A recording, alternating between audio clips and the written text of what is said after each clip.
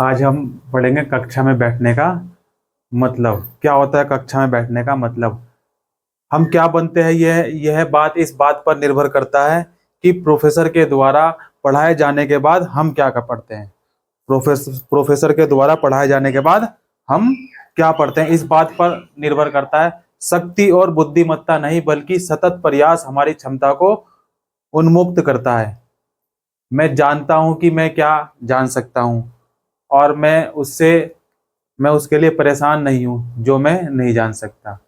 मैं जानता हूं कि मैं क्या जान सकता हूं, और मैं उसके लिए परेशान नहीं हूं जो मैं नहीं जान सकता। पढ़ने की सबसे बड़ी जरूरत है केवल यह है कि सतर्क होकर पढ़ें। सतर्क होकर पढ़ें। कैसे होकर पढ़ें?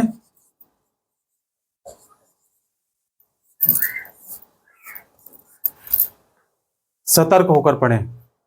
कक्षा में पढ़ने की जगह नहीं होती। कक्षा पढ़ने की जगह नहीं होती, वह सुनने की जगह होती है। कक्षा पढ़ने की जगह नहीं है, क्या है? सुनने की जगह है। कक्षा सुनने की जगह है। किस तरह पढ़ें? वह कलम जो लिख सके, और वह कागज जिस पर कुछ लिखा ना हो। वह कागज जिस पर कुछ लिखा ना हो।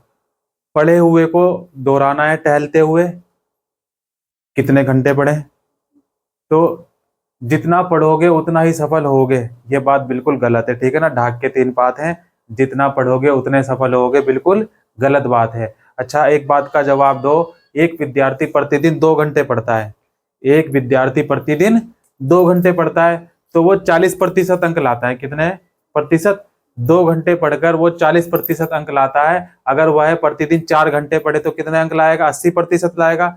लेकिन व्यवहार में ऐसा संभव नहीं है।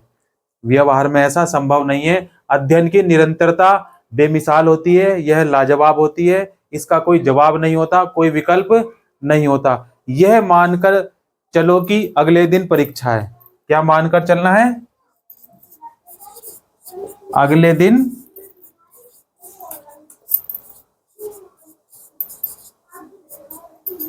अगले ही दिन परीक्षा है, यह मानकर चलना है। अब एक उदाहरण से समझते हैं। रात रात भर जागकर पढ़े। रात रात भर जागकर पढ़े। जब बहुत तेज बारिश आती है, जब बहुत तेज बारिश आती है, जब बारिश आती है तो क्या होता है? बाढ़ आती है। क्या होता है? बाढ़ आती है। लेकिन एक फसल लहला देती है। एक बारिश आई, फसल लहला गई, अच्छे से सिंचाई हो गई, और दूसरी फसल क्या हो गई? बर्बाद हो गई। एक फसल होती है बर्बाद हो गई। अब यह आपके ऊपर है कि आपको फसल को बर्बाद करना है या उसको आबाद करना है। समझ पाए बात को? बहुत तेज बारिश आती है, आप दिन दिन दिन रात एक करके जाग कर पढ़ें। अगर ऐसा करते हैं तो जब बारिश बहुत तेज आती है तो एक तो फसल है सिंचित हो जाती है, लहला जाती है, और दूसरी फसल बर्बाद हो जाती है। तो ये आप पर निर्भर करता है। किताबें कितनी पढ़ें? कितनी किताबें पढ़ें? जरूरत बहुत सी किताबें पढ़ने की नहीं है, बल्कि जरूरत है कुछ किताबों को बार बार पढ़ने की है। किस बात की जरूरत है? जरूरत कुछ किताबों को बार बार पढ़ने की जरूरत है। जरूरत से अधिक खाना भी अपच का कारण बनता है। जरूरत से अधिक खाना भी अपच का कारण बनता है। और क्या क्या पढ़ें? पढ़ाई का अर्थ ज्ञान से है, प्रज्ञा से है, केवल सूचना से नहीं है। पढ़ाई का अर्थ ज्ञान से है, प्रज्ञा से है, केवल सूचना से नहीं है। प्रेरणास्पद पढ़ें। ज्ञान अलग अलग अलग थलग वस्तु नहीं है। ज्ञान अलग थलग वस्तु नहीं है, यह एक दूसरे से जुड़ी हुई है। एक दूसरे से जुड़ी हुई है। अब कैसे जुड़ी हुई है? देखो, स्कूल और कॉलेज, आप अभी स्कूल में है, फिर उसके बाद कॉलेज में जाएंगे, तो विद्यार्थी, देखो, स्कूल के विद्यार्थियों की और कॉलेज के विद्यार्थियों की और ओवरऑल विद्यार्थियों की क्या होते हैं? विद्यार्थी क्या करते हैं? विद्यार्थी पन्नों से बाहर जाकर कुछ अन्य देख नहीं पाते। अब आप हैं, आप सुबह देखो स्कूल जाते हैं, फिर दोपहर में स्कूल से आते हैं, फिर लंच करते हैं, फिर ट्यूशन पढ़ते हैं, फिर उस ट्यूशन का होमवर्क, फिर स्कूल का होमवर्क।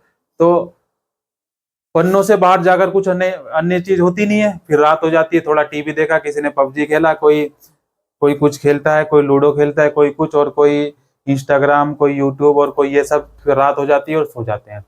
तो विद्यार्थी पन्नों से बाहर जाकर कुछ अन्य चीजें देख नहीं पाते हैं। देखो, किताबी ज्ञान से हटकर व्यवहारिक ज्ञान होता है, किताबी ज्ञान से हटकर थोड़ा व्यवहारिक ज्ञान भी होता है, समय की जानकारी रखना।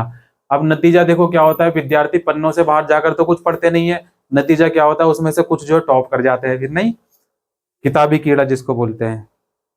और बारिश आने में और फसल बर्बाद होना है, करनी है, या फसल आबाद करनी है, वो आप पर निर्भर करता है। तो नतीजा क्या होता है, प्रथम स्थान आ जाता है उनका, ठीक, 99-95%। और प्रतियोगी परीक्षाओं में फेल, जीवन की परीक्षा में फेल। अब 90% आ रखे हैं, किसी के 98% आ रखे हैं, उसको बोला चाय बना के आती है, नहीं आती है। तो पढ़ाई के साथ साथ जीवन की भी गतिविधियों की जानकारी होनी चाहिए, व्यवहारिक ज्ञान भी हमें आवश्यक है। और अपने समय के प्रति क्या रहें, सतर्क रहें, अपने समय के प्रति सतर्क रहें, समय के प्रति सतर्क।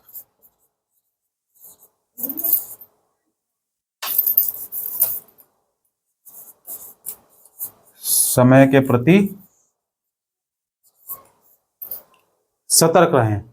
रोज रेडियो अखबार सुने, रेडियो तो देखा है, रेडियो आजकल तो जो है मोबाइल का जमाना है, तो रेडियो तो होती नहीं है, लेकिन फिर भी क्या है, आजकल बहुत सारे साधन है समाचार सुनने के। आप समाचार रोज सुने, अखबार पढ़ें, अखबार में संपादकीय पृष्ठ होता है वो पढ़ें, कुछ पत्रिकाएं पढ़ें, क्या पढ़ें, पत्रिकाएं। और प्यास लगने से पहले ही कुआं खोद लिया जाए, क्या, प्यास लगने से पहले ही, भाई प्यास लगने से पहले ही क्या करना चाहिए, कुआं,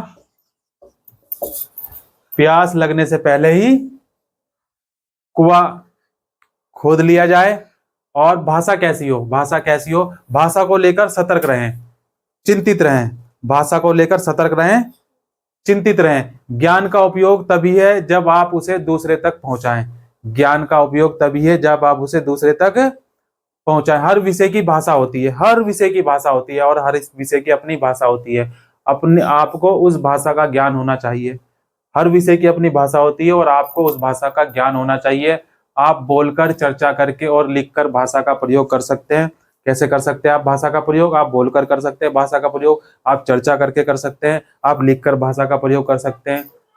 पढ़ते समय नए शब्दों को नोट करें, क्या करें, पढ़ते समय नए शब्दों को नोट करें, नए शब्द, नए शब्दों का क्या करें, प्रयोग करें और नोट करें उनको। अगर नए शब्द सुने पहली बार है तो उनको नोट करें और जानने की जो है अधिक से अधिक प्रयास करें कि इनका अर्थ और क्या क्या हो सकता है। गति भी जरूरी है, क्या, गति भी जरूरी है। अब आपको लिखना तो आता है, लेकिन जो चीज आप 15 मिनट में लिख सकते हैं उसको आप 20 मिनट में लिखेंगे, तो देखो गति भी जरूरी है। लिखने का अभ्यास दिमाग में सोचने के बराबर होना चाहिए। अगर आप मेरे से पूछेंगे कि कितनी गति होनी चाहिए लिखने की, नहीं, गति कितनी होनी चाहिए। अब गति लिखने की कितनी होनी चाहिए, जितनी जल्दी आप दिमाग में सोच सकते हैं उतनी जल्दी आप लिख भी सकते हैं। इधर सोचा इधर लिख दिया, इधर सोचा इधर लिख दिया। वो कब होगा, जब आपके दिमाग में पड़ा होगा, कुछ पड़ा होगा तभी तो आएगा। और जब आएगा, और गति जैसे जितना ज्यादा आपके दिमाग में पड़ा होगा, दिमाग में शब्दों का भंडार लगा होगा, लबालब एकदम खचाखच, रायता नहीं फैला होगा, लेकिन ठीक है ना, रायता नहीं फैलाना है, ठीक है ना।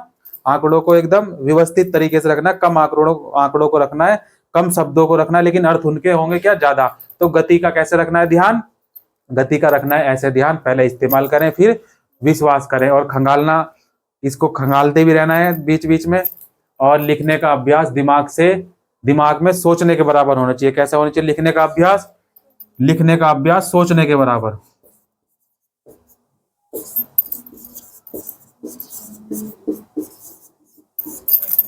लिखने का अभ्यास दिमाग में सोचने के बराबर होना चाहिए। जैसे दिमाग में आया, हैंड राइटिंग का भी महत्व है। और हैंड राइटिंग कैसी होनी चाहिए, अल्लाह लिखे और खुदा बोचे, अल्लाह तो लिखे और खुदा उसको बोचे, ऐसी हैंड राइटिंग आपकी होनी चाहिए। शांत माहौल का संकट होता है, देखो क्या होता है, शांत माहौल का संकट। पढ़ने वाला कहीं भी पढ़ सकता है, अगर पढ़ने वाला कहीं भी पढ़ सकता है। माहौल इतनी बड़ी चीज नहीं होती है जो आपके पढ़ने के संकल्प को डिगा सके। माहौल इतनी बड़ी चीज नहीं होती है जो आपके पढ़ने के संकल्प को डिगा सके। परीक्षा की तैयारी कैसे करें, कैसे करें? परीक्षा की तैयारी, परीक्षा की तैयारी कैसे करें? तो कैसे करेंगे परीक्षा की तैयारी? और परीक्षा की तैयारी करने के लिए भी देखो क्या है, बहुत प्लानिंग करनी पड़ती है। इतनी ज्यादा प्लानिंग नहीं करनी पड़ती है, सिर पे ज्यादा बोझ नहीं लेना है, ठीक है ना। मस्त रहना है। और परीक्षा है तो क्या होगा, पास हो जाएंगे या तो फेल हो जाएंगे। फेल हो जाएंगे तो ऐसा तो है नहीं कि अगले साल नहीं, अगले साल फिर पास हो जाएंगे, लेकिन मेहनत करके फिर अगले साल जो जिस कारण हम इस साल फेल हुए हैं, ठीक है ना, उन कारणों को देखते हुए, उन पर विचार करते हुए वो गलतियों को दोबारा नहीं दोहराएंगे और अगले साल फिर पास हो जाएंगे, अच्छे नंबर ले आएंगे। जय हिंद, जय भारत।